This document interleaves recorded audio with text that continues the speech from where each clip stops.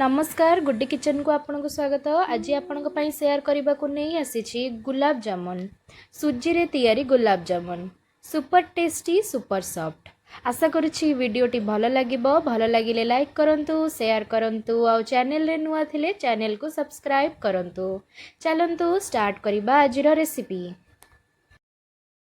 मु एठी सुजी 1 कप नेछि आउ क्षीर 2 कप मिल्क पाउडर 2 टेबलस्पून नहीं गोटे कड़ई गरम करी घी 1 टेबलस्पून देदबा से सुजी पकई भाजवा बेसी भाजबेनी गैस रो फ्लेम को पूरा स्लो रखि मु बड़ दाना सुजी नहीं जाइछि आपण पतला सुजी रे करि परिबे आहुरी भल हेबो। बारंबार घांटू थिबे नहले सुजी लागी जिवो। मिल्क पाउडर पकई दबा और मिसई दबा एथिरे एबे आमे क्षीर देई दबा अल्प अल्प क्षीर देई मिसईबे।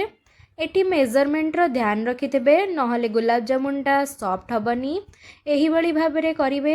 दर्शक बंधु आज रेसिपी जदि आपन को पसंद आसीबो ताले लाइक करि नेबे सब्सक्राइब करिवे आ चैनल रे नुआ अछंती ताले चैनल को सब्सक्राइब करिवे। आमर गोटे परफेक्ट डो बनिक रेडी हो जाइछि। एबे आमे चासनी बनेइबा। चासनी पाई मु गोटे कड़ई रे पानी गरम करि देइछि आ सेथिरे चीनी पकई देइछि। मने रखिबे एठी चीनी अधिका यूज करिवे।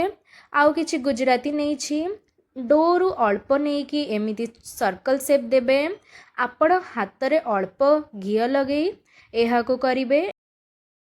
एही परि भाबरे करिवे जेमिति मु करूछि। देखंतु दर्शक बंधु एमिति मु सब रेडी करि दउछि गोटे परे गोटे।